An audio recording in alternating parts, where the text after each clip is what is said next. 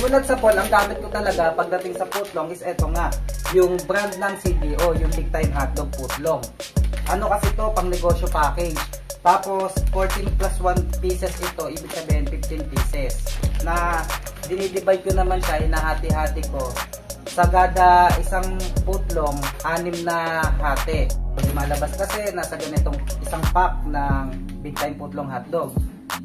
Kung ipoportion nyo ito ng taga-6, dahil nga 14 plus 1 to, so 15 times 6, 90 pieces yung lalabas dito. Most of the time naman, available naman ito sa mga palengke, dun banda sa section ng mga frozen meat section, dun nyo siya mabibili. Tapos pagdating naman sa presyuhan nito, as of this recording, ito ating Big Time footlong hotdog ay mabibili nyo for around 160 pesos. Then meron din naman kayong ibang pwedeng mapagpilian ng mga brand, depende sa inyo kung ano yung preference nyo. Meron din mga Prabel, mga ganon. Tapos, yung mga price naman hindi naman nagkakalayo. Puro mga pangnegosyo, pack naman yung mga ganun. Kaya marami din kayong choices. Pero sa akin kasi, ito na talaga ever since yung ginagamit ko. Wala nang keme-keme dahil typical na deep fry lang ang pagluluto nito.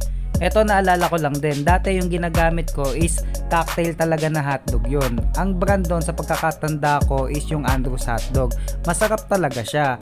Yun nga lang, dumating sa point na nagtaas talaga yung presyo nun. Kaya no choice, naghanap ako ng alternative.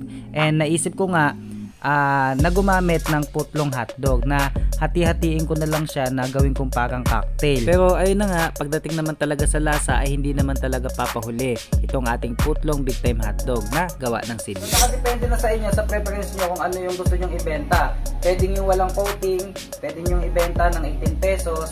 Pero ganun din, mga nakatuog ng 5 pieces per stick. Tapos o kaya naman yung coated na hotdog, ganun din, 5 pieces per stick na pwede nyo namang ibenta for around mga 25. Depende na sa inyo yan, guys. Pagdating naman sa coating, ano lang naman yan, simpleng tubig lang, harina, baking powder, saka food color. I-mix-mix nyo lang, mekos-mekos nyo lang yan, ganun lang yan, guys. Ito at papakita ko sa inyo kung paano ginagawa yung mixture na ginagamit pang coating. Naglagay ako rito ng mga 1.25 liters ng tubig. Sunod ay naglagay na nga ako ng mga half tablespoon ng food color. Ang common talaga na ginagamit is yung orange na kulay. Pero ako, ang usual na ginagamit ko ay yung color yellow. Maiba lang. Then palalaputin lang natin iyan gamit ang harina. Una nilapagan ko ng mga 1 cup muna ng harina. Hinalo ng bahagya at pagkatapos ay dito ko na nga siya lalapagaan ng 13 scoop ng kutsara ng baking powder. Yung level lang ito yung magsisilbing pampaalsa doon sa ating coating. Para magka-idea kayo kung gaano nga ba karami na baking powder yung kailangan nyong ilagay ay nakadepende pa rin iyan sa volume ng tubig na gusto nyo lang gawin. Halos 1:1 lang naman, basta sa mga 110 ml ng tubig ay isang kutsara ng baking powder. For example, ang tubig mo is mga 500 ml. So mga pumapatak, 5 kutsara ng baking powder yun.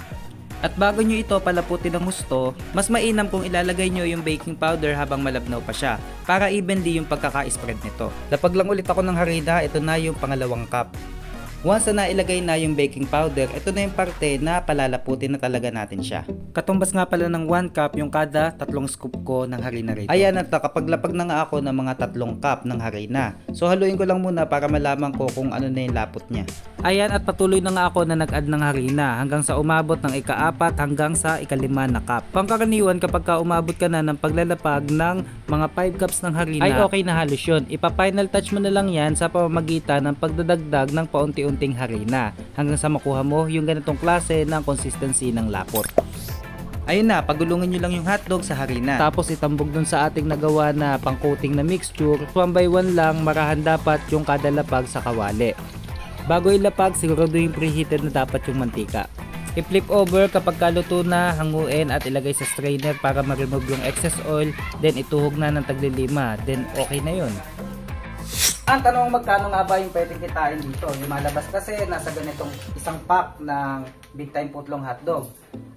Kung ipoportion nyo ito ng taga-6, dahil nga 14 plus 1 to, so 15 times 6, 90 pieces yung lalabas dito. Kung itutuhog nyo siya ng tagli-5, sa walang coated to tapos ibibenta nyo sa 18, meron kayong 324 pesos.